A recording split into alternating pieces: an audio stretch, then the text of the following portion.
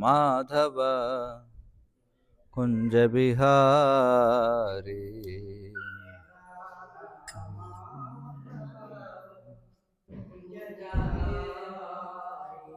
जय राधा माधव कुंज बिहारी।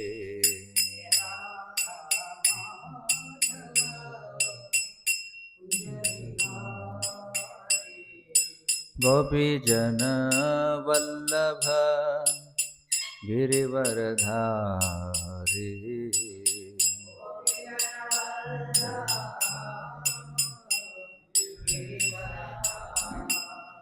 गोपी जन वल्लभ गिरिवरधारी।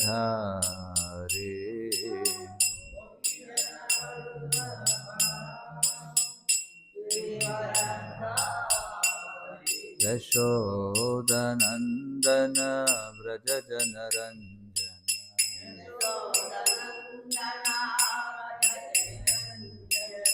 यशोदनंदन व्रज जनरंजन। यामुनतीरवनचारी।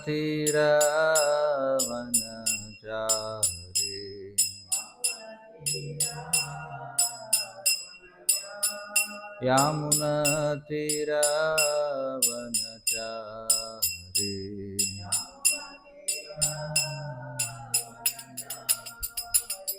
जय राधा माधव कुंज बिहारी।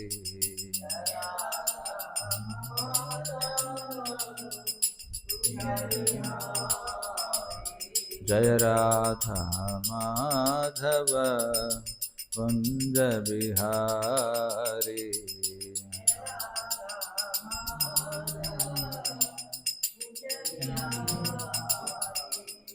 गोपी जन वल्लभ गिरिवरधारी।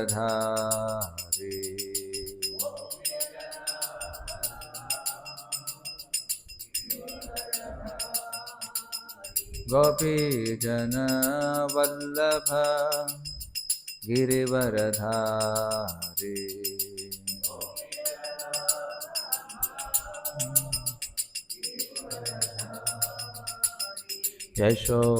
यशोदनंदन व्रज जनरंजन।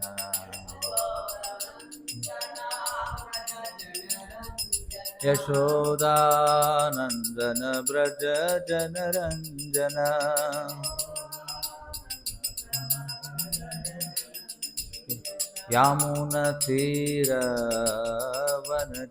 यामुनतीरवनचारी।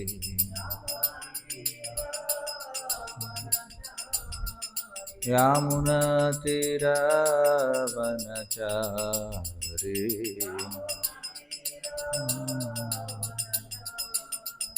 जय जय राधा माधव कुंज बिहारी।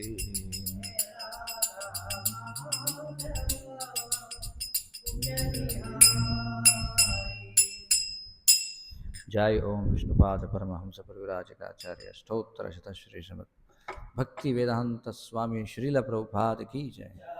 ग्रंथराज श्रीमद् भागवतम की जय।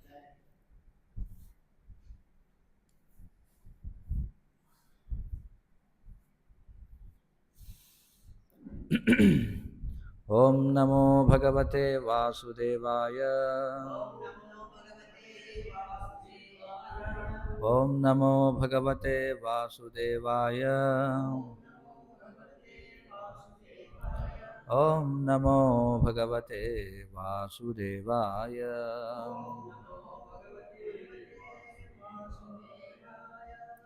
श्रीमद् भागवतम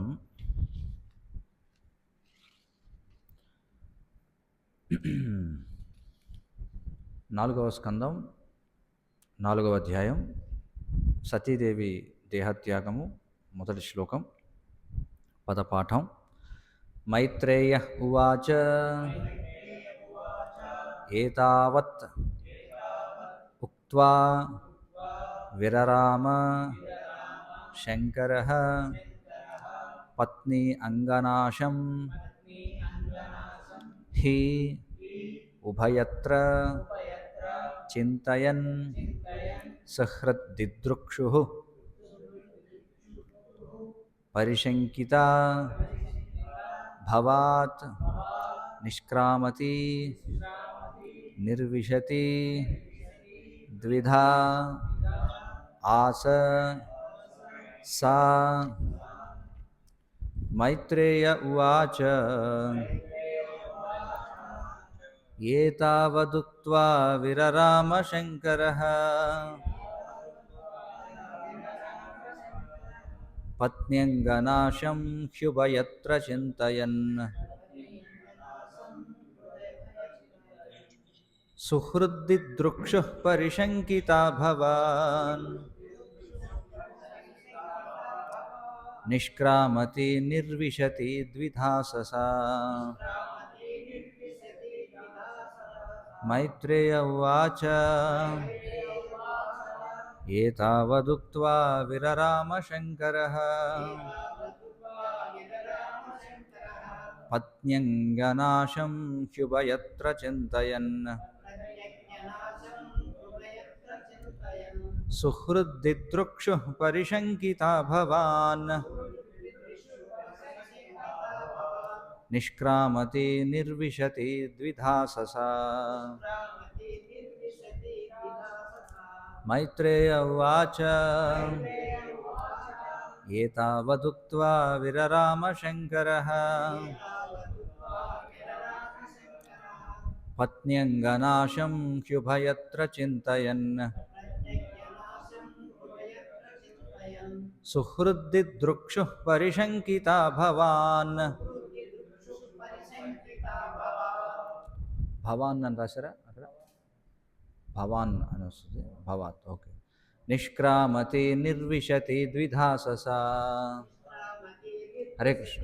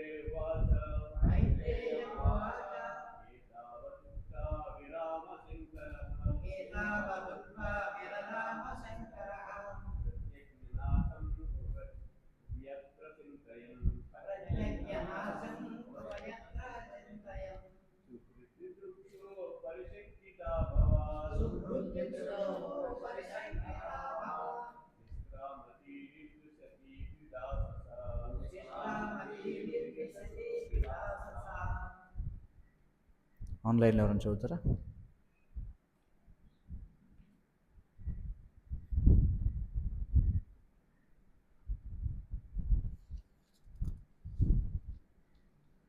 ఎవరైనా చదవాలనుకుంటున్నారా ఆన్లైన్లో? మైత్రేయ ఉవాచ ఏతావదుక్త్వా విరరామ శంకరః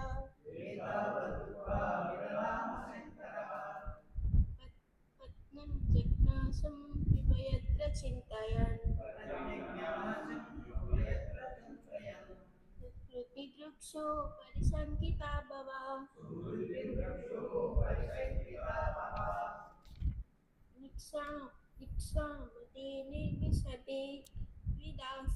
నిష్క్రామతి నిర్విశతి ద్విధాససా. హరే కృష్ణ. ప్రతిపదార్థములు. మైత్రేయ ఉవాచ, మైత్రేయుడు పలికెను. ఏతావత్ అంతమాత్రము. ఉక్త్వా పలికిన పిమ్మట విరరామ మౌనము దాల్చెను శంకర శివుడు పత్ని అంగనాశం భార్య దేహ వినాశనమును హి నుండి ఉభయత్ర రెండు విధములుగను చింతయన్ తలచుచు సుహృద్ దిదృక్షు బంధువులను చూడ ఉత్సాహి అయి పరిశంకిత భయపడినదై భవాత్ శివుని వలన నిష్క్రామతి బయటకు నిర్విశతి లోనికి ద్విధ సందిగ్ధ ఆశ అయ్యను స ఆమె సతీదేవి. అనువాదం మరియు భాష్యము కృష్ణ కృపామూర్తి శ్రీ శ్రీమద్ అభయ చరణారవింద భక్తి వేదాంత స్వామి శ్రీల ప్రభుపాద ఇస్కాన్ సంస్థాపకాచార్య. మైత్రేయుడు ఇలా పలికెను. సతీదేవి సందిగ్ధావస్థలో బడుటను గాంచిన శివుడు ఆ రీతిని పలికిన పిమ్మట మౌనము దాల్చెను. పుట్టింట బంధువులను గాంచ పరమోత్సాహము కలిగినదైనను సతీదేవి శివుని హెచ్చరికను తలుచుకుని భీతి చెందెను. మనస్సు చంచలము కాగా ఉయ్యాల అటునిటు ఊగునట్లుగా ఇంటి బయటకు లోనికి ఆమె చెరింపసాగెను. భాష్యం. తండ్రి గృహమున కేగవలెనా లేక శివుని ఆజ్ఞను పాటించవలెనా అనిడి విషయమున సతీదేవి మనస్సు సందిగ్ధమును పడిచెను. ఆ నిర్ణయముల నడుమ సంఘర్షణ ఎంత తీవ్రముగా నుండెనగా గృహము లోపల నుండి బయట నుండి లోపలికి ఆమె చరించసాగాను. గడియారమునందలి లోలకము వలె ఆమె కదలసాగెను. ఓం అజ్ఞానతిమిరాంధస్య జ్ఞానాంజనశలాఖయా చక్షురున్మీలితం येन తస్మై శ్రీ గురవే నమః. నమ ఓం విష్ణుపాదాయ కృష్ణప్రేష్ఠాయ భూతలే శ్రీమతే భక్తి వికాస స్వామినితి నామినే. నమ ఓం విష్ణుపాదాయ కృష్ణప్రేష్ఠాయ భూతలే శ్రీమతే భక్తి వేదాంత స్వామినితి నామినే. నమస్తే సారస్వతే దేవే గౌరవాణి ప్రచారిణే నిర్విశేష శూన్యవాది పాశ్చాత్య దేశతారిణే. జయ శ్రీకృష్ణ చైతన్య ప్రభు నిత్యానంద శ్రీ అద్వైత గదాధర శ్రీవాసాది గౌరభక్త బృంద. హరే కృష్ణ కృష్ణ కృష్ణ హరే హరే హరే రామ రామ రామ హరే హరే. హరే కృష్ణ. సతీదేవి దేహత్యాగం అనేటువంటి అధ్యాయాన్ని మనం చూస్తున్నాం.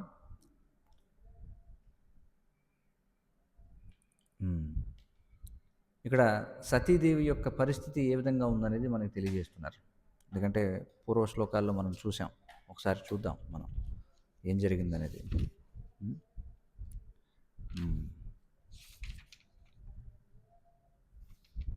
సతీదేవి ఏమన్నది ఒకసారి చూద్దాం. ఓ నాథ అంటే తన భర్త అయినటువంటి శివుణ్ణి సంబోధిస్తుంది. మీ మామగారు ఇప్పుడు గొప్ప యజ్ఞాన్ని నిర్వహిస్తున్నారు. ఆయన చేత ఆహ్వానితులై దేవతలందరూ అక్కడికి వెళుతున్నారు. మీకు ఇష్టమైతే మనం కూడా వెళదాం అని చెప్పాను. మొట్టమొదట మీకు ఇష్టమైతే మనం కూడా వెళదాం, ఇద్దరం కలిసి వెళదాం అని అన్నది. అది కూడా మీకు ఇష్టమైతే.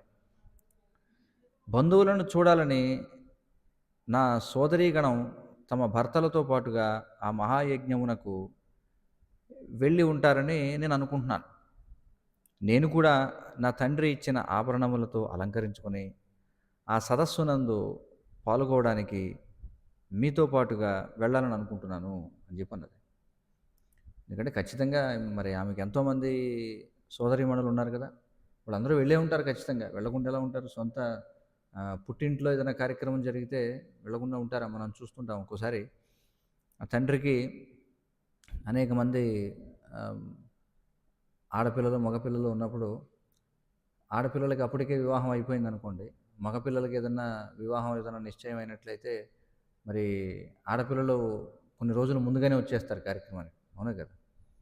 ఎందుకంటే వాళ్ళ తమ్ముడో లేకపోతే అన్నయ్య లేకపోతే అక్క లేదా చెల్లి ఏవైతే వివాహ కార్యక్రమాలు ఉన్నాయో వాటన్నిటిని దగ్గర నుండి చూసుకోవాలి. ఎందుకంటే మనం చెప్పుకున్నాం వారికి చాలా ఆనందాన్ని ఇస్తుందన్నమాట ఇది. ఆ? ముఖ్యంగా స్త్రీలకు ఈ ఏవైతే సామాజిక కార్యక్రమాలు అంటే ఈ సంస్కారాలు ఏవైతే ఉన్నాయో అంటే పెళ్ళిళ్ళు పేరంటాలు ఏవైతే ఉన్నాయో ఇవి గొప్ప ఉత్సాహాన్ని ఇస్తాయన్నమాట. ఇది సహజమైన లక్షణం అది. ఇదేదో ఆ, లోపం ఎత్తి చూపించడం కాదు. ఇది కొంతమందికి కొన్ని సహజంగా ఉంటాయి. కాబట్టి అది స్త్రీలకి సహజం అన్నమాట. ఎప్పుడు కూడా ఏదన్నా ఒక పేరంటానికో పెళ్ళికో వెళ్దాం, అక్కడ అందరం కూడా చక్కగా సరదాగా మాట్లాడుకుందాం, ఈ విధంగా ఉంటుంది. ఉం? కాబట్టి తన భర్తనైనటువంటి శివుణ్ణి కూడా అడుగుతుంది, మీరు కూడా వెళదాం, మీకు ఇష్టమైతే మనం కూడా వెళదాం అని చెప్పి అంటుంది. ఆ? ఉం.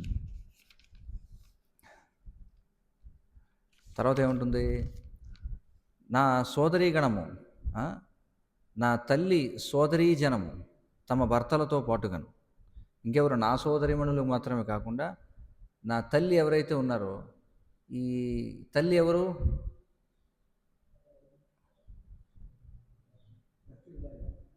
దక్షిణ భార్య. అవును, ఎవరు దక్షిణ భార్య?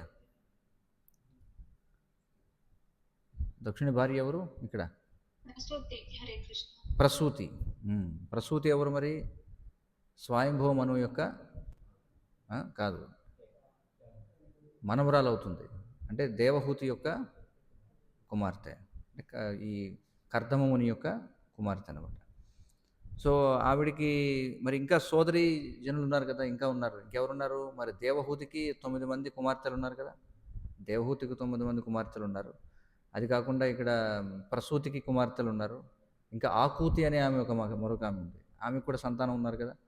మరి వాళ్ళందరూ కూడా తమ భర్తలతో పాటుగా ఇతర ప్రియ బంధువులతో పాటుగా అక్కడ సమావేశమై ఉంటారు. ఎందుకంటే ఊహించినదే, సాధారణంగా వాళ్ళందరూ వచ్చే ఉంటారు. నేను అక్కడికి వెళితే వారందరినీ కూడా చూడగలుగుతాను, నా బంధువులందరినీ కూడా. ఇంకా అక్కడ ఎలా ఉంటుంది ఆ వాతావరణం అంతా, రెపరెపలాడు ధ్వజాలు, పెద్ద పెద్ద జెండాలు ఎగురుతూ ఉంటాయి. మహర్షులచే చేయబడేటువంటి యజ్ఞాన్ని నేను చూడగలుగుతాను.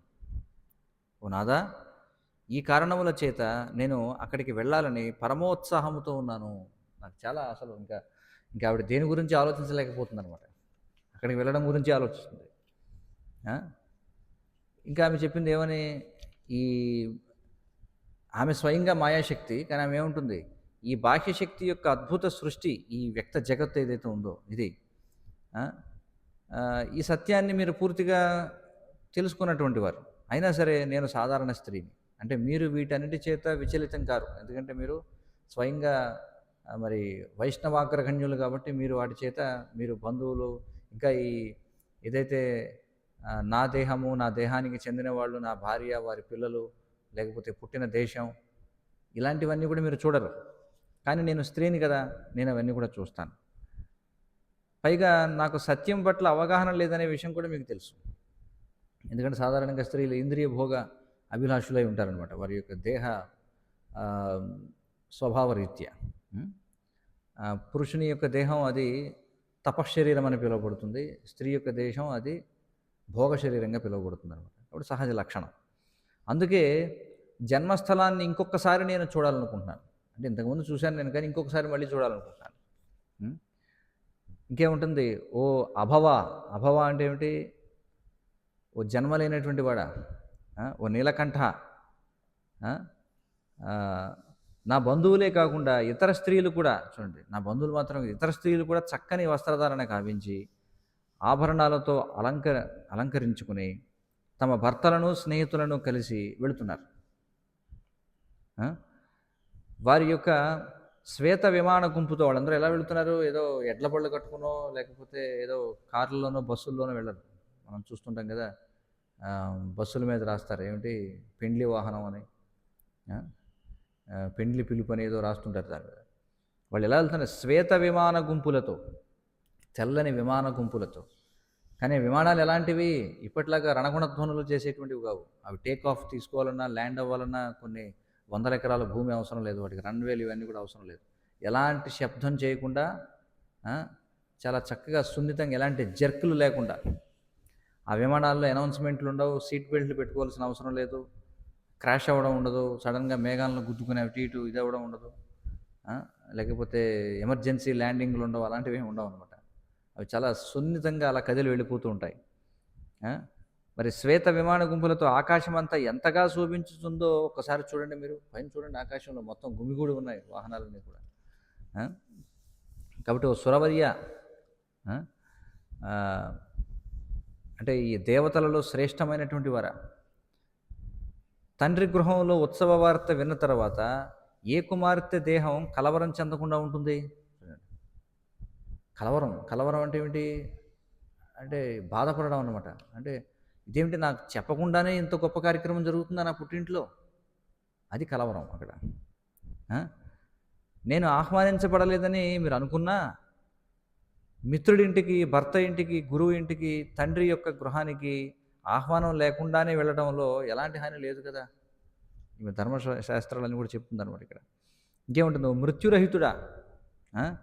నా పట్ల ప్రసన్నులై నా యొక్క ఈ కోరికను తీర్చండి, దయచేసి నా కోరికను తీర్చండి. ఆ? నన్ను మీరు అర్ధాంగిగా స్వీకరించారు కాబట్టి నా పట్ల అనుగ్రహాన్ని చూపి నా యొక్క అభ్యర్థనని అంగీకరించండి దయచేసి. నన్ను అర్ధాంగిగా స్వీకరించారు కదా, మరి దేహంలో సగభాగం ఒక విధంగా వ్యవహరిస్తే సగభాగం ఇంకొక విధంగా వ్యవహరిస్తే ఏమవుతుంది చెప్పండి? ఆ? పక్షవాతం వస్తుంది అనమాట. పక్షవాతం అంటే ఏమిటి? ఒక పక్షం పనిచేయదు, ఇంకో పక్షం పనిచేస్తుంది.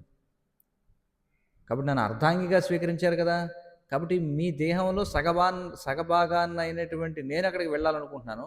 కాబట్టి మిగిలిన సగభాగమైన మీరు కూడా దానికి అనుకూలించాలా, అనుకూలించకుండా ఉండాలా? అనుకూలించాల్సిందే, అదే ఇక్కడ చెబుతుంది. మరి ఎప్పుడైతే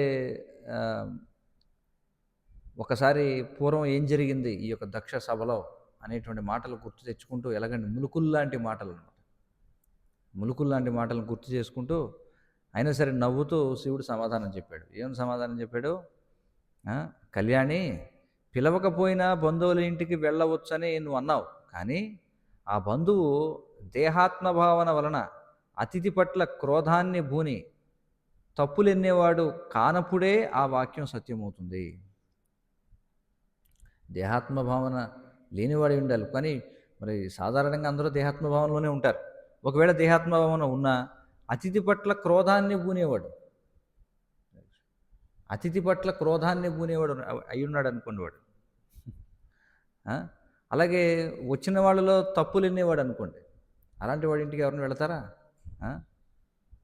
అలాంటి వాడు కాదనుకోండి, వెళ్ళవచ్చు.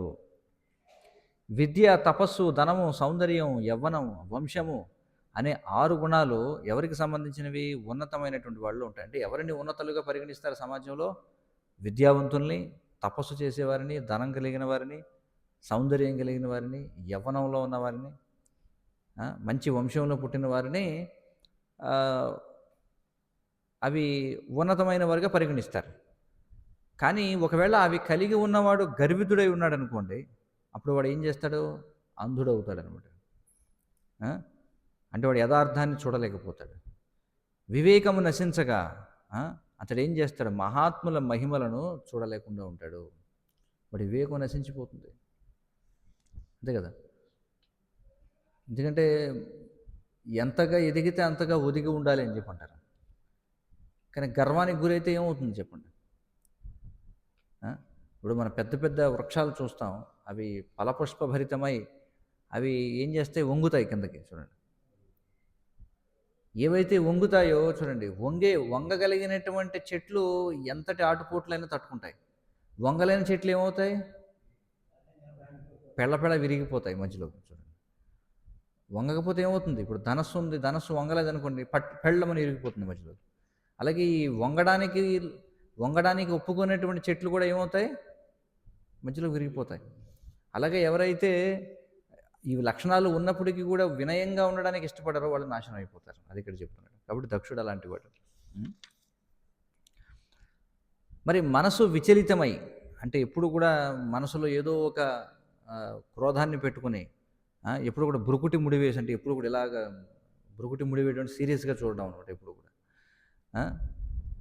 మరి ఇంటికి వచ్చినటువంటి అతిథిని ఆ విధంగా చూసేవాడు ఎవడైతే ఉంటాడో అలాంటి ఇంటికి వాడు బంధువైనా మిత్రుడైనా మనిషి వెళ్ళకూడదు అని చెప్పున్నారు. ఎందుకంటే అది అవమానం అన్నమాట. చూడండి, గౌరవనీయమైనటువంటి వ్యక్తికి అవమానం అనేది చాలా ఆమ్, అది అసహ్యమైనటువంటిది అనమాట, సహించలేనటువంటిది. అందుకే మనం చూస్తే పూర్వం మనకి శాస్త్రాల్లో అనేక మంది ఋషులు వాళ్ళు పేదరికం ఉన్నా సరే వెళ్ళి వాళ్ళు యాచించేవారు కాదు. చూడండి ద్రోణాచార్యుడు, చూడండి ద్రోణాచార్యుడు ఏం చేసేవాడు, తన పిల్లవాడు అశ్వత్థామకి పట్టించడానికి పాలు లేక ఆ, ఏం చేసేవాడట, సున్నం నీళ్ళు ఇచ్చేవాడట. చూడండి సున్నం నీళ్ళు ఇచ్చి ఒరే ఇవే పాలు అని ఏమార్చేవాడట. చూడండి మనకి ఆశ్చర్యం కలగవచ్చు, ఇదేమిటి మరి శ్రీకృష్ణ భగవానుడు ఉన్న సమయం కదా అది, పాండవులు ఉన్నారు, వీళ్ళంతా ఉన్నారు, అలాంటి సమయంలో కూడా వీళ్ళు ఎందుకని అంత పేదరికాన్ని అనుభవించారు. అలాగే మన సుధాముని యొక్క వృత్తాంతం కూడా చూస్తే మరి సుధాముడు అంత పేదరికంలో ఎందుకున్నాడు? ఎందుకంటే ఆ సమయంలో మనకి చూసిన వివరణలన్నీ చూస్తే మరి చాలా సంపన్నవంతంగా ఉన్నట్టుగా అనిపిస్తుంది కదా. కానీ అలాంటి చోటును కూడా వాళ్ళు ఎందుకు పేదరికంలో ఉన్నారంటే అది కావాలని ఆ విధంగా ఉన్నారు వాళ్ళు. కావాలని ఆ విధంగా ఉండడం అంటే ఏంటి, వాళ్ళు యాచించేవారు కాదు, వాళ్ళు ఉన్నత స్థాయి బ్రాహ్మణులు అనమాట వాళ్ళు. అంటే విధివశాత్తు లభిస్తే తిందాం లేకపోతే లేదనుకునేవాళ్ళు. లేకపోతే వాళ్ళకి ఎందుకు ఉంటుంది చెప్పండి పేదరికం. దానం అడిగితే ఇవ్వలేని వాళ్ళు ఉంటారా? లేదు. కానీ వాళ్ళ సమయం వృధా అనుకునేవారు. వెళతాం, ఎవరి దగ్గర వెళతాం, వాడు ఏదో మనకి చులకనగా చూస్తాడు. ప్రతి ఒక్కడు మనం సహాయాన్ని అర్థించి వెళ్ళాం కదా అని చెప్పి వాడు ఏం చేస్తాడు, మనల్ని చులకనగా చూస్తాడు. అది మనకు అవసరమా? మనం ఇంత గౌరవప్రదమైన కుటుంబంలో పుట్టి ఆ విధంగా ఇతరుల చేత అవమానింపబడడం మనకు అవసరమా? అవమానపడే కంటే ఉన్నదాంతో సంతృప్తి చెందుదాం అనుకునే వాళ్ళు ఉన్నతులు అనమాట. అందుచేత ఇక్కడ ఏమంటున్నాడంటే, వాడు బంధువైనా మిత్రుడైనా వాడు ఎందుకు వాడి దగ్గరికి వెళ్తే వాడు అవమానిస్తాడని తెలిసి ఎందుకు వెళ్ళాలి మనం? అది ఇక్కడ అంటున్నాడు. ఇంకేమన్నాడంటే, బంధువుల పరుషవాక్కులతో గాయపడినప్పుడు, చూడండి బంధువుల పరుషవాక్కులతో గాయపడినప్పుడు వ్యత చెందినంతగా, బంధువులు అంటే ఎవరు? ఏదో ఒక రకమైన రక్త సంబంధం కలిగినటువంటి వారు. వాళ్ళ యొక్క పరుషవాక్కులతో గాయపడినప్పుడు కలిగే బాధ ఏదైతే ఉంటుందో అంతకంటే ఎక్కువ బాధ లేదని చెప్పి అంటున్నాడు. శత్రుబాణాల చేత గాయపడినా కూడా అంత బాధ కలగదు. తెలియనివాడు ఎవడో దారిని పోయేవాడు ఎవడో తిట్టాడు అనుకోండి, అంత మనకి బాధ అవమానం అనిపించదు. కానీ మన బంధువు అయినటువంటి వాడు ఎప్పుడైతే మన అవమానిస్తాడో అది ఎలా ఉంటుందట, అది ఎంతో బాధని కలిగిస్తుంది. ఎందుకంటే ఆ దుఃఖం అతని హృదయాన్ని రాత్రింపగళ్ళు పట్టి పీడిస్తుంది, మర్చిపోలేడట. అంటే ఎప్పుడైతే నాది అనుకున్నది ఏదైతే పోతుందో అప్పుడు మనకి బాధ కలుగుతుంది, అవునా కదా. ఇప్పుడు దారిని పోతున్నాం, మనం దారిని పోయేటప్పుడు ఎన్నో రకరకాల యాక్సిడెంట్లు అవి చూస్తుంటాం, అంత బాధ కలుగుతుందా? లేదు. కానీ నా వాళ్ళు అనుకున్న వాళ్ళకి జరిగితే బాధపడతామా లేదా? అలాగే ముఖం తెలియని వాడు తిడితే ఎవడో బాధపడ్డాం. కానీ బాగా నా బంధువు వీడు అని తీవ్రమైనటువంటి దేహాసక్తిలో ఉన్నటువంటిప్పుడు ఎవరైనా మందలించారనుకోండి, దాన్ని తీసుకుంటామా లేదా? మనం తీవ్రంగా తీసుకుంటాం, అంతే కదా. బయట వాళ్ళు ఎవరైనా ఉపదేశాలు ఇస్తే స్వీకరించకపోవచ్చు, కానీ మన సొంత ఆధ్యాత్మిక గురువు ఉపదేశాలు ఇస్తే దాన్ని గంభీరంగా స్వీకరించాలా లేదా? మనం స్వీకరించాలి. అది ఇక్కడ అన్నమాట, అదే ఆలోచిస్తున్నాడు ఇక్కడ. ఇంకేమంటున్నాడు చూడండి, ధవళవర్ణ మేని ఛాయ గల సుందరి. చూడండి ధవళవర్ణం అంటే ఏమిటి? తెల్లని దేహ ఛాయ కలిగినటువంటి ఓ సుందరి అనేక మంది కుమార్తెలలో దక్షునికి నువ్వే పరమప్రియమైన దానివి అనడం తెలిసిన విషయమే. ఖచ్చితంగా నువ్వు పరమప్రియమైన దానివే, కానీ నీవు నా భార్య అయ్యావు కాబట్టి అతని ఇంట నీకు గౌరవం లభించదు. నువ్వు ఎంత ఇష్టమైనా సరే నాలాంటి వాడిని వివాహం చేసుకున్నంత కారణం చేత నీకు అక్కడ గౌరవం లభించదు, నేను ముందే చెప్తున్నాను, విను అని చెప్పి అంటున్నాడు. పైగా నాతో సంబంధం కలిగి ఉన్నదని నువ్వు కూడా అనవసరంగా బాధపడతావు, అక్కడికి వెళ్ళి లేనిపోని నన్ను నిందించడం మొదలు పెడతావు. అక్కడికి వెళ్ళాక నీకు అమర్యాద కలిగిందనుకో, శివుడు లాంటి వాడిని అనవసరంగా నేను పెళ్లి చేసుకున్నాను, ఆయన్ని పెళ్లి చేసుకోవడం వల్లే కదా నాకు ఈ బాధ అంతా అనుకుంటావు. మళ్ళీ ఎందుకు వచ్చిందంటావు ఇదంతా చెప్పు. ఇడి తిరిగి మళ్ళీ ఎవరి దగ్గరికి వస్తుంది? అది నన్ను తిట్టుకుంటావు మళ్ళీ నువ్వు. అక్కడికి వెళ్ళాల్సిన అవసరం ఉందా ఇప్పుడు? చక్కగా నా మాట విని వద్దు అని చెప్పి చెబుతున్నాడు. చూడండి,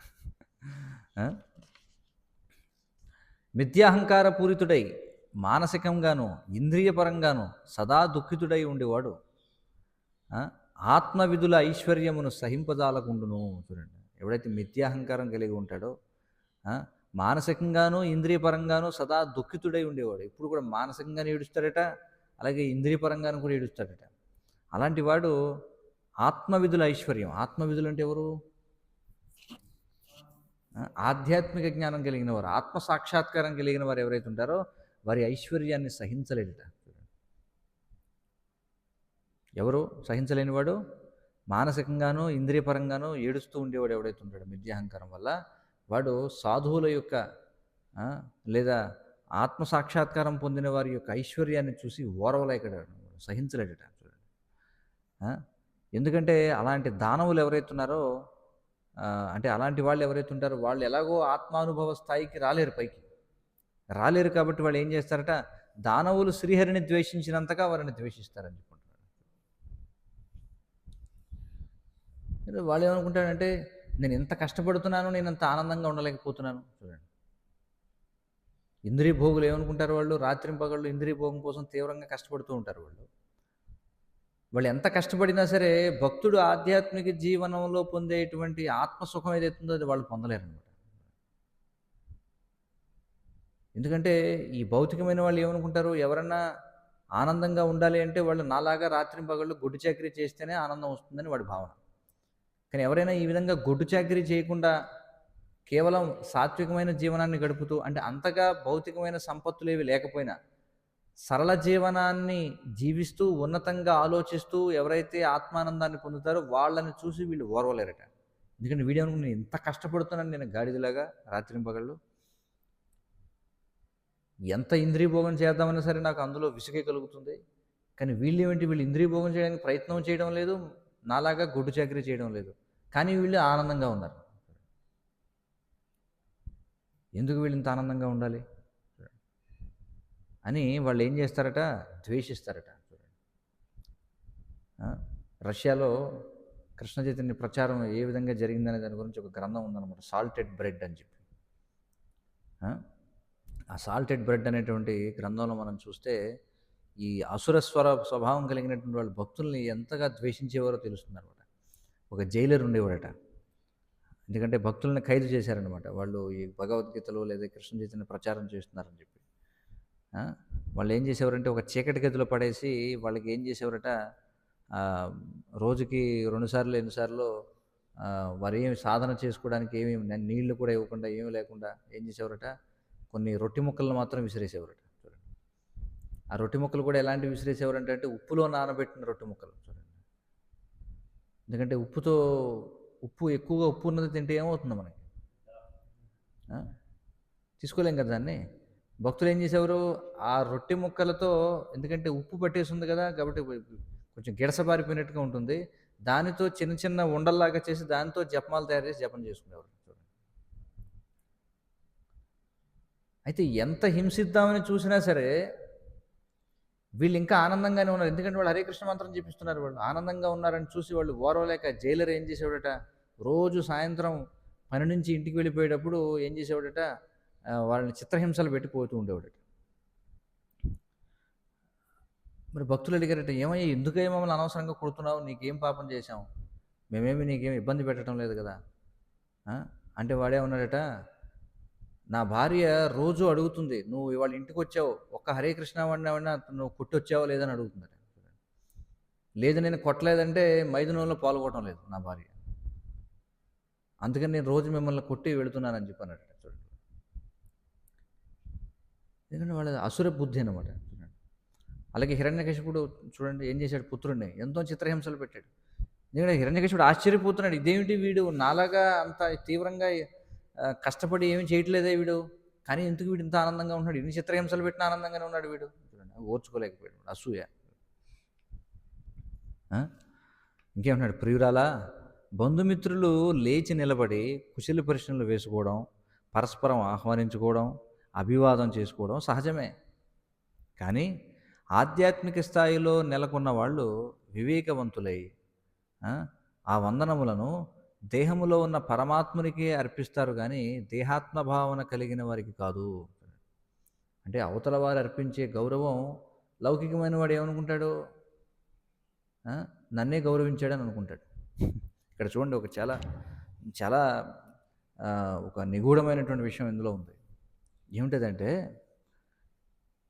ఎప్పుడైతే ఈ సభలో ఏదైతే సభలోకి మొట్టమొదట మనం ఒకసారి గుర్తు చేసుకుంటే, సభలోకి ఎప్పుడైతే దక్షుడు ప్రవేశించినప్పుడు శివుడు లేచి నిలబడలేదు కదా, మిగతా వాళ్ళందరూ లేచి నిలబడ్డారు. అప్పుడు శివుని భావన ఏమిటంటే, గౌరవింపబడడానికి నేను ఎవరని అసలు, గౌరవం ఇవ్వబడేది ఎవరికి అంటే హృదయంలో ఉన్నటువంటి పరమాత్మకి. అది ఆయన యొక్క భావం. అలాగే నన్ను చూసి ఒకడు నిలబడ్డాడంటే నన్ను చూసి కాదు, నా హృదయంలో ఉన్నటువంటి పరమాత్మని గౌరవించడానికి నిలబడ్డాడు. అది శివుని యొక్క భావన. అలాగే నేను ఎవరికైనా నమస్కారం చేస్తున్నానంటే ఎవరికి నమస్కారం చేస్తున్నాను? హృదయంలో ఉన్నటువంటి పరమాత్మకు నమస్కారం చేస్తున్నాను. మనం నమస్కారం అని చెప్పి అంటాం కదా తెలుగులో. నమస్కారం అంటే దేనికి నమస్కారం? అది శాస్త్రాలు చెప్తున్నాయి. అవతల వ్యక్తి హృదయంలో ఉన్నటువంటి పరమాత్మకి మనం నమస్కారం చేస్తున్నాం. అది వాస్తవానికి. అలాగే ఒక వ్యక్తి మనకి నమస్కారం చేశాడంటే అది దాని ఉద్దేశం ఏమి ఉండాలంటే మన హృదయంలో ఉన్నటువంటి పరమాత్మకి నమస్కారం. కాబట్టి శివుని భావన ఏమిటంటే, సరే ఇప్పుడు వీళ్ళందరూ దక్షుడు వచ్చాడు, అందరూ లేచి నిలబడ్డారు. శివుడు ఏమనుకున్నాడు? ఎందుకు లేచి నిలబడ్డారు? దక్షుని హృదయంలో ఉన్న పరమాత్మను చూసి లేచి నిలబడ్డారు వాళ్ళు. అర్థవుతుంది కదా. కాబట్టి శివుడి భావన ఏమిటి? నేను ఆ పరమాత్మపై ధ్యానమగ్నుడై ఉన్నాను కాబట్టి నేను నిలబడాల్సిన అవసరం ఉంది. ఆయన పట్టించుకోలేదాన్ని. అంటే వాళ్ళు భగవత్ చైతన్యానికి వెలుపల ఉన్నారు కాబట్టి వాళ్ళు ఎప్పుడైతే దక్షుడు వచ్చాడో వాళ్ళు లేచి నిలబడ్డారు. ఎందుకంటే దక్షిణ హృదయంలో ఉన్న పరమాత్మకి మర్యాదనివ్వాలి కాబట్టి. నేను ఎందుకు నిలబడలేదు?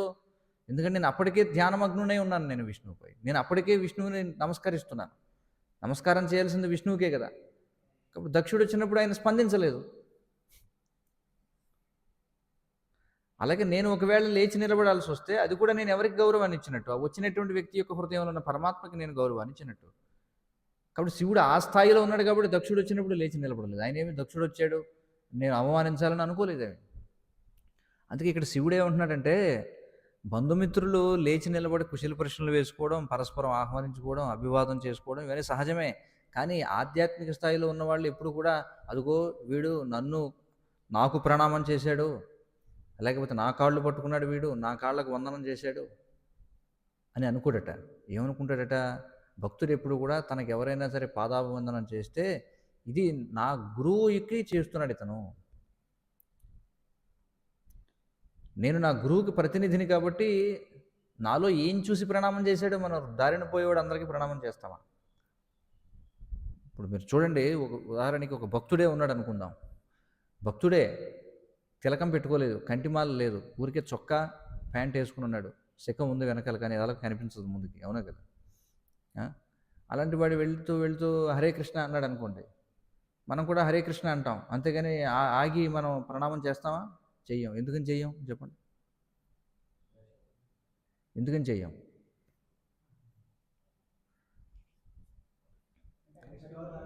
ఎందుకంటే విష్ణువుని సూచించేటువంటి సంకేతాలు కనిపించడంలా, ఊరతపుండ్రం కనిపించడం లేదు నుదుటిన. ఊరతపుండ్రం అంటే ఏమిటి? విష్ణువు యొక్క పాదాలు అవి, కింద తులసి ఉంది. అలాగే కంటిమాల తులసికి కనిపించలేదు. అతని యొక్క వైష్ణవ వస్త్రధారణ, అతని దోవతి వేసుకోలేదు, ఉత్తరయం వేసుకోలేదు, ఏదో ప్యాంట్ చొక్కా వేసుకున్నాడు. కాబట్టి మనం సాధారణంగా ఇప్పుడు మనం కూర్చొని ఉన్నాం, ఇద్దరు వ్యక్తులు వచ్చారు. ఒక వ్యక్తి సంపూర్ణ వైష్ణవ వస్త్రధారణలో ఉన్నాడు, తిలకం ధరించున్నాడు, కంటిమాలు ఉంది, అన్నీ ఉన్నాయి. అతడు మనకి ప్రణామం చేస్తే మనం అతడు ప్రణామం చేసినా చేయకపోయినా మనం అతడికి ప్రణామం చేస్తాం. అదే స్థాయి ఆధ్యాత్మిక చైతన్యంలో ఉన్నటువంటి మరొక వ్యక్తి బయటికి వైష్ణవ వస్త్రధారణ లేదు, ప్యాంటు చొక్కా వేసుకుని పోతూ ఉన్నాడు అనుకోండి, అతడికి ప్రణామం చేస్తామా? మనం చెయ్యం. ఏమిటి తేడా రెండిట్లో చెప్పండి? ఎందుకని మొదటి వాడికి ప్రణామం చేసాం, వీడికి ప్రణామం చేయలేదు?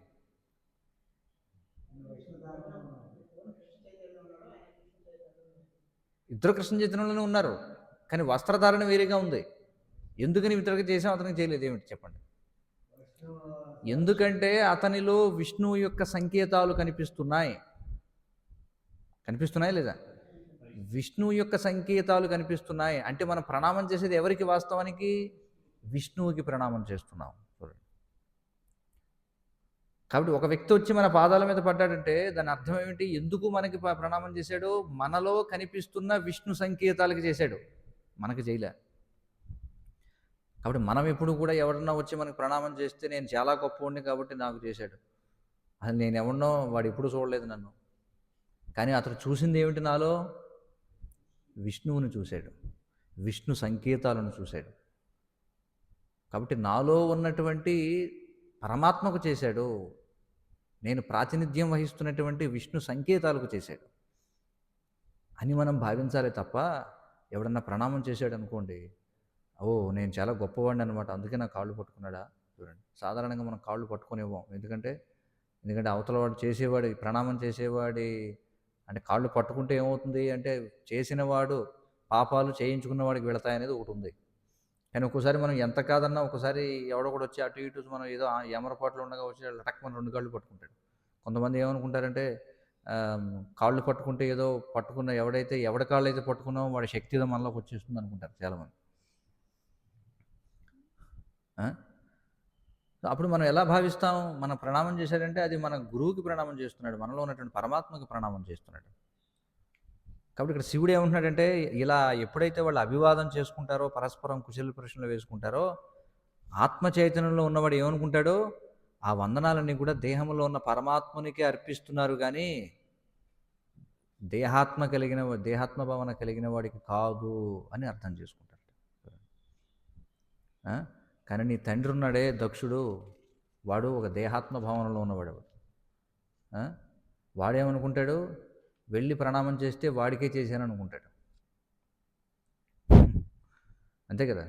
అంతకే కదా ఆనాడు నేను లేచి నిలబడలేదు, నేను ఎందుకు లేచి నిలబడలేదు అనుకున్నాడు. లేచి నిలబడకపోతే అతన్ని అవమానించానని అనుకున్నాడు. వాడొక మూర్ఖుడు, వాడికి తెలియదు. ప్రణామాలు అర్పించాల్సింది, ప్రణామాలు స్వీకరించాల్సింది, ప్రణామాలు అర్పించాల్సింది విష్ణువుకి, ప్రణామాలు స్వీకరించాల్సింది విష్ణువు తరపున.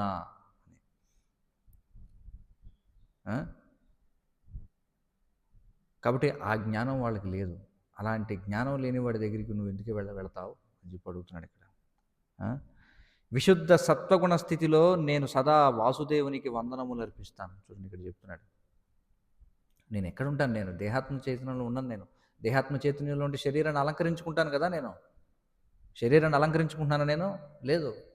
శివుడు అలంకరించుకుంటున్నాడా? లేదు. మెడలో సర్పాలు, జటాజూటాలు ధరించి ఉన్నాడు, రుద్రాక్షలు ధరించి ఉన్నాడు, బూడిద రాసుకుని ఉన్నాడు, జింక చర్మాన్నో లేకపోతే దిగంబరుడుగా కూడా ఉంటాడు ఒక్కోసారి.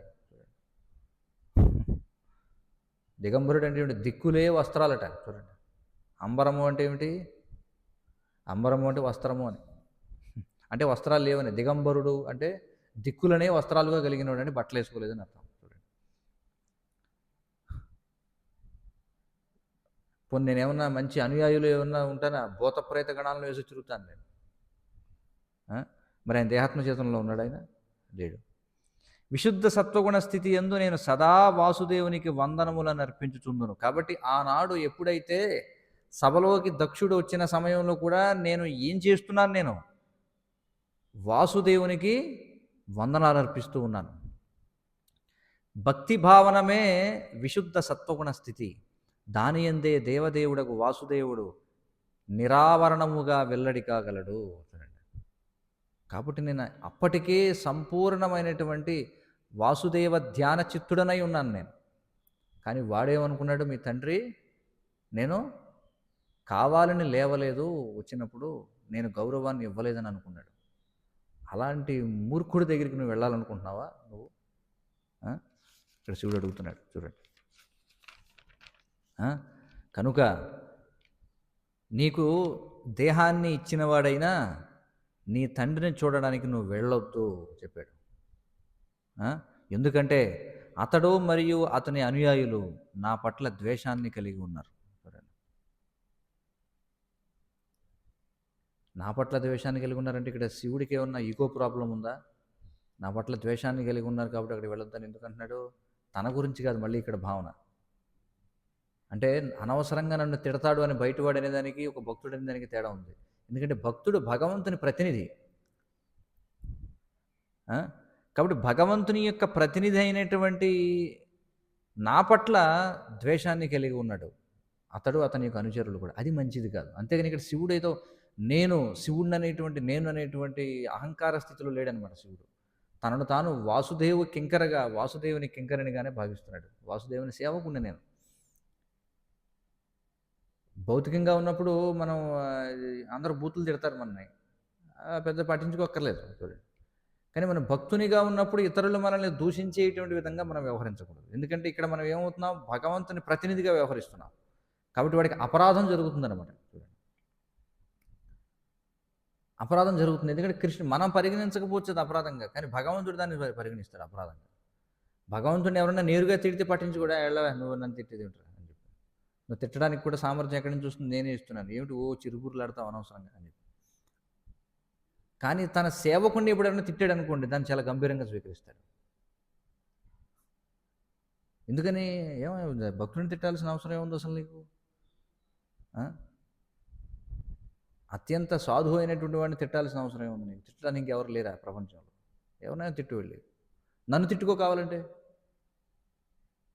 అంతేగాని నా భక్తుని ఎందుకు తిడతావు? చూడండి, భగవంతుడు అలా భావిస్తాడు. అందుకే ఏమంటున్నాడంటే, మరి ద్వేషాన్ని కలిగి ఉన్నారు కళ్యాణి. ఆ ద్వేష కారణముననే అతడు నిర్దోషినైనప్పటికీ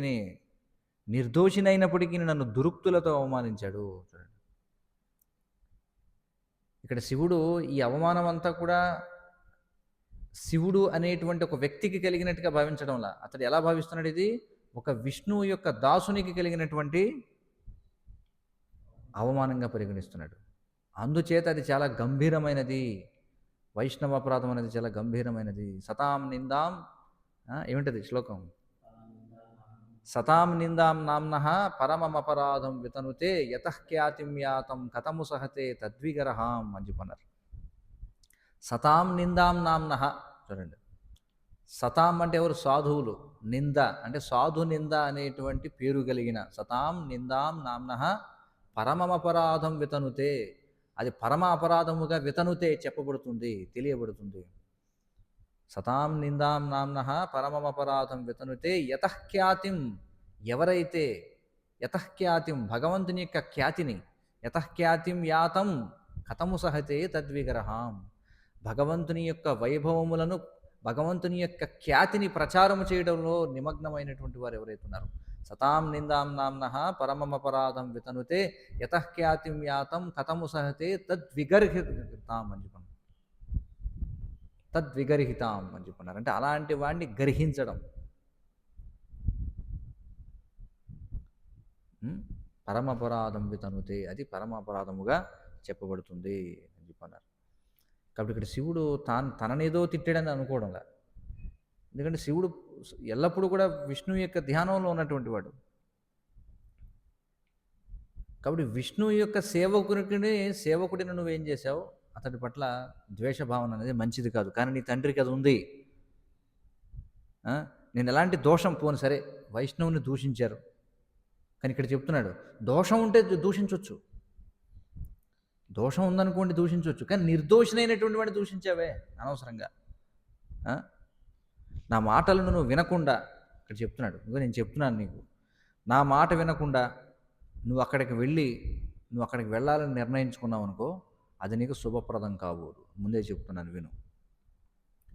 ఎందుకంటే నీవు మిక్కిలి మాన్యురాలవు. ఎందుకంటే నీకు గొప్ప గౌరవం ఉంది నీకు. ఏమిటి నీకున్న గౌరవం? నువ్వు భవానీ, నీ పేరు భవానీ. అంటే ఎవరు? భవ అంటే శివుడు, శివుని యొక్క భార్య నువ్వు. నీకు అంత గొప్ప పేరు ఉంది. కానీ స్వజనముతో పరాభవింపబడినప్పుడు, ఎప్పుడైతే నువ్వు స్వజనము చేత పరాభవింపబడతావో ఆ అవమానము నీకు వెంటనే మృత్యు సమానము అవుతుంది. ఎందుకంటే శాస్త్రాలు మనకి కృష్ణుడు చెప్తున్నాడు భగవద్గీత 2వ అధ్యాయంలో. ఏమంటున్నాడు? మరణాదతిరిచ్యతే అని చెప్పుకుంటున్నాడు. చూడండి, అపకీర్తి అనేది ఒక క్షత్రియుడికి మరణం కంటే దారుణమైనటువంటిది. దానికంటే మరణించడం మేలు, అవమానం పాలవడం కంటే. చూడండి, అర్థమవుతుంది కదా.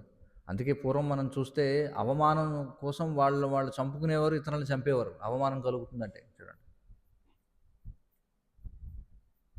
అర్థమవుతుంది కదా. ఇప్పటికీ మనం చూస్తుంటాం. ఇక్కడ ఉత్తర దేశంలో ఇంకా జాట్లు లేకపోతే ఇలాంటి రాజపుత్రులు ఎవరైతే ఉంటారో వారు ఏం చేస్తారంటే కొన్ని మనం వార్తల్లో చూసామంటే అది మనం ఇక్కడేమి దాన్ని బలపరచడం లేదు, అలా చేయమని ఏదో చెప్పట్లేదు. ఉదాహరణలు మనం చూస్తాం. చరిత్రలో చాలా ఉన్నాయి. మన మన తెలుగు రాష్ట్రాల చరిత్రలో కూడా ఉన్నాయి. ఏమిటది పూర్వం మనం చూస్తే ఇది పలనాడు యుద్ధం జరిగింది కదా. అప్పుడు ఏం చేస్తారు వాళ్ళు? అవమానం గురవుతుందని చెప్పి వాళ్ళు ఆత్మహత్య చేసుకుని చనిపోతారు రాణులు కదా. ఇలాంటి ఉదంతాలు ఎన్నో ఉన్నాయి కదా మనకి చరిత్రలో.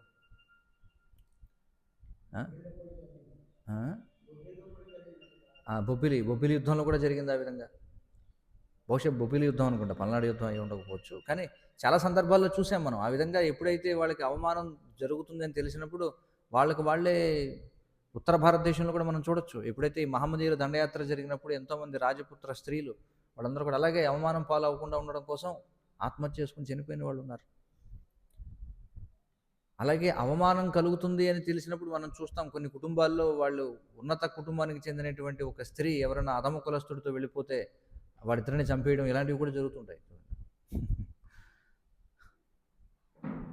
ఇప్పటికీ కూడా సమాజంలో మనం చూడండి. ఎందుకంటే వాళ్ళు ఆ స్థాయి స్వచ్ఛతను కలిగి ఉండేవారు కాబట్టి ఆ విధంగా వాళ్ళు భావించేవారు. కానీ ఈ రోజుల్లో అలాంటి ఆ స్థాయి స్వచ్ఛత లేదు, కానీ ఊరికే అలా భావిస్తుంటారు. అది అనవసరమైందనమాట. అర్థమవుతుంది కదా. నిజంగా వాడి కులానికి, నిజంగా వాడి జాతికి సంబంధించిన హోదాలో వాడు ఉన్నట్లయితే, ఆ నియమ నిబంధనలను పాటిస్తూ ఆ స్వచ్ఛత ఉన్నట్లయితే అప్పుడు అవన్నీ కూడా వర్తిస్తాయి. కానీ ఈ రోజుల్లో ఎవడో ఒకడు పేరుకే బ్రాహ్మణుడు, క్షత్రియుడు, వైశ్యుడు, శూద్రుడు ఎవడో కూడా వాళ్ళ యొక్క కుల ధర్మాలు కానీ ఆశ్రమ ధర్మాలు కానీ నిర్వర్తించరు. కానీ పౌరుషానికి మాత్రం తక్కువ లేదు ఎవడు. అదే కదా ఇక్కడ మనం చెప్పు, పౌరుషానికి మాత్రం తక్కువ లేదు.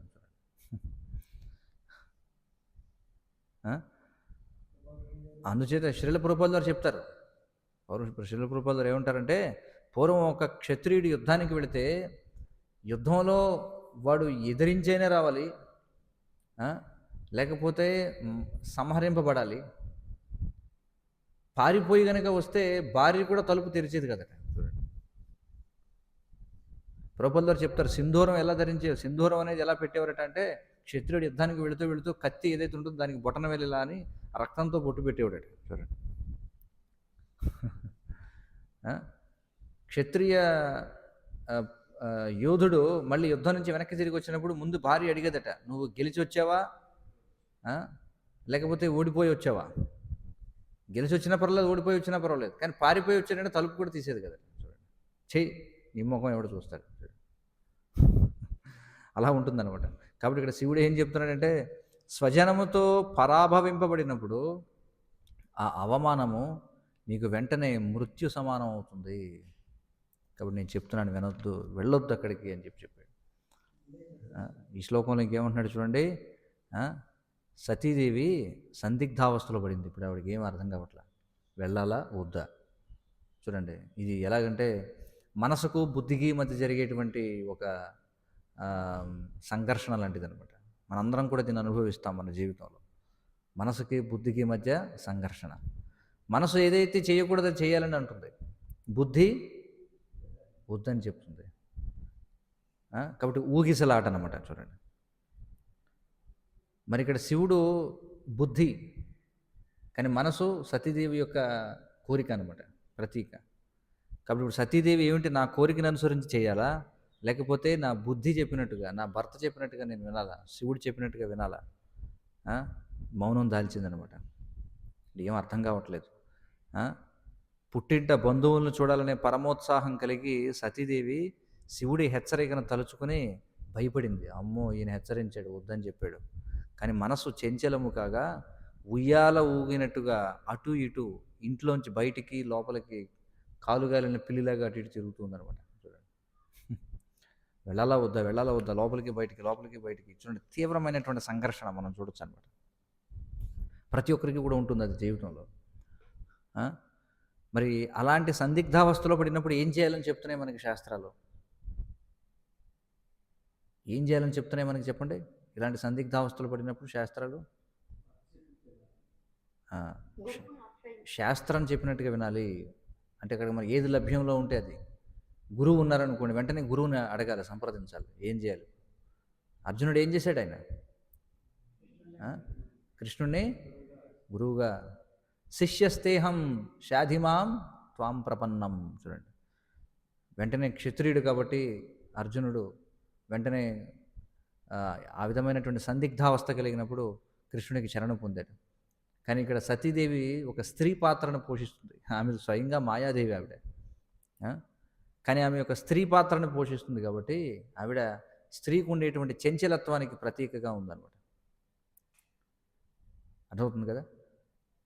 ఎందుకని స్త్రీని శాస్త్రాలలో కొన్ని ముఖ్యమైనటువంటి స్థానాలలో స్త్రీ ఉండకూడదని చెప్పారంటే, ముఖ్యమైనటువంటి నిర్ణయాలను తీసుకోవలసి వచ్చినప్పుడు స్త్రీ ఇంద్రియ భోగానికి తోడ్పడే వాటి వైపుకే అడుగు వేసే అవకాశం ఉంటుంది. కాబట్టి స్త్రీకి అధికారం అనేది ఇవ్వలేదన్నమాట. రాజ్యాధికారం కావచ్చు, శ్రీల ప్రభుపాదుల వారు అందుకే మనం చూస్తే ఆయన స్థాపించిన ఈ కృష్ణ చైతన్య సంఘంలో ఆయన స్త్రీలను జీపీసీలుగా కానీ లేకపోతే మందిరాలకు నాయకురాలుగా కానీ నియమించలేదన్నమాట. శిక్షణ ఇవ్వచ్చు వాళ్ళు, కానీ నాయకత్వ పదవుల్లో ఇప్పుడు కూడా స్త్రీని ఉంచాల. ఇంకా శ్రీల ప్రభుపాదుల వారు స్వయంగా ఎప్పుడైతే అప్పటి భారతదేశానికి ప్రధానిగా ఉన్నటువంటి ఇందిరాగాంధీకి లేఖ రాశారు ఒకసారి. ఆ ఇందిరాగాంధీకి లేఖ రాసినప్పుడు కూడా ఏమన్నారంటే, మీ పుత్రుడైనటువంటి రాజీవ్ గాంధీని రాజుగా నియమించండి అని చెప్పారు. అంతేగాని మీరు రాణిగా ఉండి ఏలండి అని చెప్పలేదు. ఎందుకనండి చాలా చాలా ముఖ్యమైనటువంటిది. ఎందుకంటే ఇది చెప్తే ఈ రోజుల్లో వివాదాస్పదం అవుతుందన్నమాట. వినేవాళ్ళు అత్యధిక శాతం మంది భక్తులు కాబట్టి సరిపోయింది. ఏదో భౌతికమైనటువంటి సభలో ఈరోజు వెళ్ళి ప్రకటన చేసామనుకోండి, స్త్రీలకు అధికారమైనటువంటి స్థానాలు ఉండకూడదని తీసుకుని జైల్లో పడేయచ్చు కేసు పెట్టి. చట్టాలు కూడా ఉన్నాయి. కానీ శాస్త్రమే. ఎందుకని అలా చెప్పబడిందంటే, ఎందుకంటే ఈ విధమైన కీలకమైన నిర్ణయాలు చేసే సమయంలో, ఎందుకంటే స్త్రీ సాధారణంగా భోగ ప్రవృత్తి కలిగి ఉంటుంది కాబట్టి ఆమె తీసుకునేటువంటి నిర్ణయాలు ఏవైతే ఉన్నాయో అవి స్త్రీ అంటేనే భౌతికమైనటువంటి భోగాభిలాషను విస్తరింపజేసేదని అర్థం. అర్థమవుతుంది కదా? అందుచేత ఆమె తీసుకునేటువంటి నిర్ణయాలు ఇంద్రియ భోగాన్ని పెంచే వాటి వైపుకే ఉండే అవకాశం ఉంటుంది. అందుకే కీలకమైనటువంటి స్థానాల్లో స్త్రీలను నియమించకూడదు అని శాస్త్రాలు చెప్తున్నాయి. సమాజం పాటిస్తే బాగుపడుతుంది, లేకపోతే మనం ఏం చేయలేం. అది కృష్ణ చైతన్య సంఘం కావచ్చు, ఏ సంఘమైనా కావచ్చు. ఎందుకంటే ఇప్పుడు కృష్ణ చైతన్య సంఘంలో కూడా ఒక పెద్ద ఎత్తున ఒక ఇది జరుగుతూ ఉందన్నమాట. ఏమిటంటే స్త్రీలను దీక్షా గురువులుగా మనం అనుమతి ఇవ్వాలి అని చెప్పి. ఇది ఒక పెద్ద సంఘర్షణ అంతర్జాతీయ కృష్ణ చైతన్య సంఘంలో. దాదాపుగా 30 సంవత్సరాల నుంచి జరుగుతూనే ఉంది. చూడండి, ఎటు తేల్చలేకుండా ఉన్నారు. పరిస్థితి అలా ఉందన్నమాట. కాబట్టి ఇక్కడ ఏమైంది, ఇప్పుడు సతీదేవి మనసు సందిగ్ధమున పడింది. ఆ నిర్ణయాల నడుమ సంఘర్షణ ఎంత తీవ్రంగా ఉందంటే, చూడండి, మనసు సాధారణంగా మానసిక సంఘర్షణ ఉంటుంది, మనిషి అలా కూర్చుంటాడు. కానీ ఒక్కోసారి మానసిక సంఘర్షణ ఎక్కువైపోతే అది మన కర్మేంద్రియాలను కూడా నియంత్రించేటువంటి పరిస్థితి వస్తుందన్నమాట. మనిషి ఏం చేయాలో తెలియక కుదుట పడలేడు, అటు ఇటు తిరిగేస్తుంటాడు. ఏం చేయాలి లోపల నుండి బయటకు, బయట నుండి లోపలకు చూడండి. ఎప్పుడైనా సరే ఒక్కోసారి మనం చూస్తుంటాం, కొంతమంది చేయకూడనటువంటి పని చేసినప్పుడు అటు ఇటు తిరిగేస్తుంటారు. చూసిన వాడికి అర్థమైపోతుంది, ఇక్కడేం పని లేదు, ఊరికే వీడు ఏదో తేడా ఉంది ఇక్కడ అర్థమైపోతుంది అనమాట, ఉన్నతమైనటువంటి వాడికి చూస్తే. అర్థమవుతుంది కదా? చాలాసార్లు గమనించవచ్చు మనం. పెద్దవాళ్ళు ఇట్టే పసిగట్టగలరు. చిన్నవాళ్ళు వాళ్ళు మానసిక అలజడితో ఉండి వాళ్ళు చేయకూడని పని ఏదైనా చేశారనుకోండి, వాళ్ళు అనవసరంగా అటు ఇటు వచ్చి ఏముండదు, ఊరికి సదిరిన దాన్ని మళ్ళీ సదరడం, మడతపెట్టిన దాన్ని మళ్ళీ మడత పెట్టడం, తీసిన దాన్ని మళ్ళీ తీసి అక్కడ పెడుతుండడం, ఇదంతా మానసిక అలజడిని సూచిస్తుంది అనమాట. కాబట్టి ఇక్కడ ఏం చేస్తుంది, పూర్వం సినిమాల్లో చూపించేవాడు అనమాట. భార్య ఏదన్నా భర్తతో మాట్లాడుతుంటుంది, భర్త ఒప్పుకోవడం లేదనుకోండి, భార్య ఏం మడత పెట్టిన చొక్కానే మళ్ళీ మడత పెడుతుంటుంది. మడత పెడుతుంది అనేది మళ్ళీ దులిపి మళ్ళీ మడత పెడుతుంటుంది. సో అవి గృహస్థులకు బాగా తెలుస్తాయి, మాకు అందులో అనుభవం లేదు, సినిమాల్లో చూసి తెలుసుకోవడం తప్ప. కాబట్టి ఈ గడియారమునందలి లోలకము వలె ఆమె కదలసాగాను అని చెప్పి అంటున్నాడు. గడియారంలో లోలకంలాగా అట ఇట అట ఇట అట ఇట అట ఇట అని చెప్పి చివరికి ఆమె ఎటువైపు వెళుతుందనేది మనం చూస్తాం. ఇవన్నీ పాఠాలన్నమాట భాగవతం నుండి మనం నేర్చుకోవాల్సింది. అందుకని భాగవతంలో ఉన్నదాన్ని జీవితంలో ఆచరించకుండా ఊరికే భాగవతం అనేది ప్రవచించడం కోసమే, ఇందులో ఉన్నాయి ఆచరించడానికి కాదు అనేటువంటి దురదృష్టకర స్థితిలో మనం ఉన్నాం ఈరోజు. భాగవతంలో దాన్ని ఆచరించడం వల్ల ప్రతిదీ కూడా ఎందుకు చెప్తున్నారు ఇవన్నీ కూడా? ఆచరించకుండా ఊరికే ప్రవచనం చెప్పుకుంటాం కంటే ఇది ఏదో వినోదమా భాగవతం అంటే? కాదు కదా. వీటిని గంభీరంగా స్వీకరించాలి మనం. స్వీకరించకపోతే ఏమవుతుంది చూద్దాం మనం.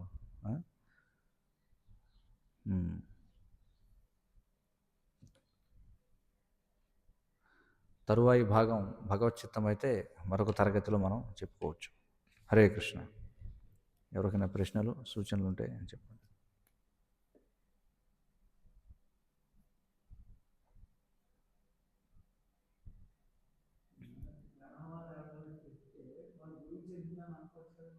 అనుకోవడం కాదు, మనం ఆ భావనలో కూడా ఉండాలి. మనం ఆ చైతన్యంలో ఉండాలి. ఎవరైనా మనకి ప్రణామం చేసినప్పుడు మనం ఆ చైతన్యంలో ఉండాలి. ఓ ఇతడు ఈ ప్రణామం ఏదైతే ఉందో ఇది నా గురువుకి వర్తిస్తుంది, ఆ భావనలో ఉండాలి. ఒకవేళ నేను నాకేని అనుకున్నాడో వాడు అయిపోయినట్టే.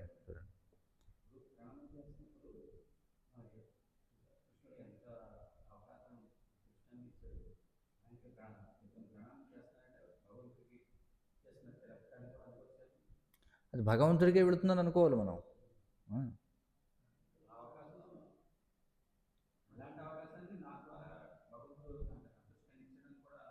అందులో కూడా మళ్ళీ ఒక తేడా ఉంటుంది. నేను చాలా బాగా అంటే అందరూ కూడా భగవంతునికి ప్రతినిధులే, భక్తులందరూ కూడా. కానీ ఇతరుల కంటే కూడా నేను ఇంకా ఉన్నతమైన ప్రతినిధిని అనుకునే అహంకారంలో కూడా వెళ్ళొచ్చు మళ్ళీ. ఆ భావన కూడా చూడండి, చాలా ప్రమాదం అన్నమాట. మాయ ఎక్కడ కూడా సందేవదు మనిషికి. ఒక్కొక్కడు ఏమిటంటే నేను చాలా వినయంగా ఉన్నాను అని కూడా అనుకోవచ్చు. చూడండి, అదొక రకమైన అహంకారం. నేను చాలా సరళంగా ఉంటాను, నాకు చాలా వినయం ఎక్కువ అనేది కూడా ఒక అహంకారం అవ్వచ్చు. అలాగే ఒక వ్యక్తి ఎవరిని ప్రణామాలు ఎక్కువగా చేస్తున్నారు అనుకున్న ఒక వ్యక్తికి, నేను చాలా శుద్ధభక్తుడిని అనుకుంటా, భగవంతుడికి చాలా ప్రీతికరమైన వాడినేమో, అందుకే నాకు ఎక్కువగా ప్రణామాలు చేస్తున్నారని కూడా అనుకుంటారు కొంతమంది. ఇది అంత తేలిక కాదనమాట విశ్లేషణ చేయడం అనేది. చెప్పండి.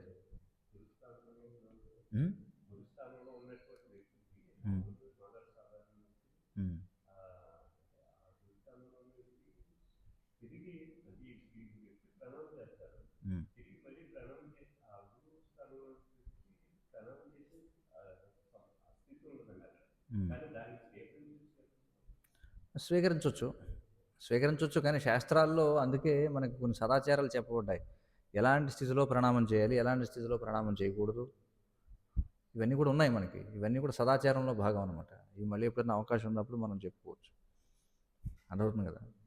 సాధారణంగా ఒక వ్యక్తి జపం చేస్తూ ఉన్నాడు అనుకోండి, ఎందుకంటే వాస్తవంగా ప్రణామం చేసినప్పుడు మనం తులసిమాలని పట్టుకుని, తులసిమాలని మెడలో పట్టుకుని, తులసిమాలని చేత్తో పట్టుకుని అవతలవాడికి ప్రణామం చేయకూడదు. అంటే మనం ప్రణామం చేయాలి కానీ తులసితో ప్రణామం చేయించకూడదు. చూడండి, ఇది చాలామందికి తెలియదు, చెప్పలేం కూడా కొన్నిసార్లు. అర్థమవుతుంది కదా. చక్కటి విధానం ఏమిటంటే ప్రణామం చేయాల్సి వస్తే మన మెడలో ఉన్నటువంటి జపమాలను తీసి పక్కన పెట్టి మనం ప్రణామం చేయాలి. భగవంతుడికి ప్రణామం చేసినప్పుడు పర్వాలేదు, భగవంతుడికి ఆధ్యాత్మిక ఆచారానికి ప్రణామం చేసినప్పుడు పర్వాలేదు. కానీ ఇతరులకి మనం ప్రణామం చేసేటప్పుడు ఆ జపమాల ఏదైతే ఉందో మెడలో అది తీసి పక్కన పెట్టి ప్రణామం. అలా తీసి అవతల వ్యక్తి తీసి పెట్టి ఇవన్నీ చేసేటువంటి అవకాశం లేనప్పుడు మనం ప్రణామం చేసామనుకోండి, అయ్యో నేను ఇప్పుడు ప్రణామం చేయలేకపోతున్నాను అనుకుంటాడు ఆ వ్యక్తి. అందుకే మందిరాల్లో మనం ఏం చేస్తామంటే, సాధారణంగా ఉదయాన్నే మందిరానికి వచ్చినప్పుడు అందరూ ప్రణామం చేస్తాం. అప్పుడు అందరూ ప్రతి ప్రణామం చేయగలగవచ్చు, చేయలేకపోవచ్చు. అందుకే మనం ఏం చేస్తామంటే ప్రతిరోజు ఆరతి ముగిసిన తర్వాత అందరికీ కూడా అన్ని వాంఛలను తీర్చే కల్పవృక్షములు వంటి వారు, కృపాసింధువులైనటువంటి వాళ్ళు, కల్పవృక్షముల వంటి వాళ్ళు ఎవరు, వైష్ణవులకు ప్రణామాలని ప్రణామం చేస్తాం. ఒకసారి ఇంకా మంగళారతిలో అందరికీ వచ్చి ప్రణామం చేసిన తర్వాత మళ్ళీ రోజులు మళ్ళీ వెళ్ళి ప్రణామం చేయాల్సిన అవసరం లేదు. ఎందుకంటే రకరకాల సేవల్లో ఉంటారు అందరూ. శాస్త్రాలు చెప్తున్నాయి తినేటప్పుడు ప్రణామం చేయకూడదు ఎవరికి. ఒక వ్యక్తి ప్రసాదం తీసుకున్నాడు అనుకోండి, వెళ్ళి అతనికి ఆ టైంలో వెళ్ళి వాంఛాకల్ప తరుపేసిన ప్రణామం చేయకూడదు. లేదా శాస్త్రాధ్యయనం చేస్తున్నాడు అనుకోండి, అంటే చేయొచ్చు కొన్ని, అంటే మనం చూడాలి. అంటే అవతల వ్యక్తిని మళ్ళీ మనం ఇబ్బంది పెట్టకూడదు. ఇబ్బంది పెట్టడం అంటే ఏమిటి? అవతల వ్యక్తి అయ్యో! ఇతను నాకు ప్రణామం చేశాడే నేను చేయలేకపోతున్నానే అనే ఇరకాటంలో పెట్టకూడదు. ఇవన్నీ చాలా సూక్ష్మమైనటువంటివన్నమాట. హ్మ్. హ్మ్. హ్మ్. దాని ఉద్దేశ్యం ఏమిటి? మన ఉదయాన్నే ఇంకా మనం అప్పటికి మండపం తెరవరు. మనం మంగళారతికి వస్తాం. అక్కడ అనేక మంది భక్తులుంటారు. అప్పుడు మనం చేసే ప్రణామం ఏమిటంటే, మళ్ళీ నాకు భగవంతుడు మరొక రోజు ఇచ్చాడు. ఈరోజు మళ్ళీ మనం భక్తులను సందర్శించగలిగాం. ఈ భక్తుల దయ వల్లే నేను ఏదైనా చేయగలుగుతున్నాను. అంతే కదా! ఆ! ఆ భావనతో మనం ప్రణామం చేస్తాం. అప్పుడు అందరూ ప్రతిస్పందించొచ్చు, చేయలేకపోవచ్చు. ఇంకొకళ్ళు జపం చేసుకుంటూ ఉంటారు. ఇంకొకడు ఏదో చదువుతూ ఉంటాడు ఏదో. మాటిమాటికి ప్రతి ఒక్కరికి ప్రణామం చేయడం అంటే అవ్వదు కదా! చేయగలిగినోళ్ళు చేయిస్తారు. లేకపోతే లేదు. కానీ మన తరపున మనం ఏం చేయాలి? రాగానే ముందు మనం ప్రణామం చేసి లోపలికి అప్పుడు మనం ఆశించకూడదు అవతల వాళ్ళు చేస్తారని. కానీ మన ధర్మంగా మనం ప్రణామం చేయాలి. అందుకే ఆరతంతా అయిపోయిన తర్వాత మనం అందరికీ కూడా ప్రణామం చేస్తాం. అది ప్రణామం సరిపోతుంది. మళ్ళీ రోజులు ఇంకోసారి కలిస్తే మళ్ళీ చేయక్కర్లేదు ప్రణామం. చేశాం కదా ఉదయం సరిపోతుంది. అర్థమవుతుంది కదా! ఇలాంటివి కొన్ని ఉన్నాయి. అవన్నీ కూడా తెలుసుకోవాలన్నమాట. హ్మ్. ఇంకేమన్నా ప్రశ్నలు ఉన్నాయా ఎవరికైనా? అవును. అవును. ఎందుకు చేస్తున్నామంటే ఇప్పుడు భాగవతంలో మనం అనేక మంది వైష్ణవుల గురించి చర్చిస్తుంటాం. వాళ్ళకి ప్రణామం చేస్తున్నట్టు. అలాగే ఈ భాగవతం మనకి ఏ విధంగా చేరిందో అందుకోసం మనం అక్కడ ప్రణామం చేస్తాం. అర్థమవుతుంది. అన్నిటికీ వ్యాసదేవుల వారికి అలాగే అన్నిటికీ కూడా మనం ప్రణామం చేస్తాం. హరే కృష్ణ. ఇంకెవరికైనా ప్రశ్నలు ఉన్నాయా?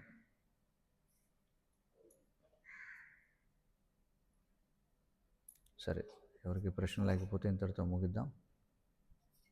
గ్రంథరాజ్ శ్రీమద్ భాగవతం కీ జయ. జగద్గురు శ్రీల ప్రభుపాద్ కీ జయ. వాంఛాకల్పతరుభ్యశ్చ కృపా సింధుభ్యశ్చ పతితానాం పావనేభ్యో వైష్ణవేభ్యో నమో నమః. హరే కృష్ణ. హరే కృష్ణ. హరే కృష్ణ. హరే కృష్ణ. హరే కృష్ణ.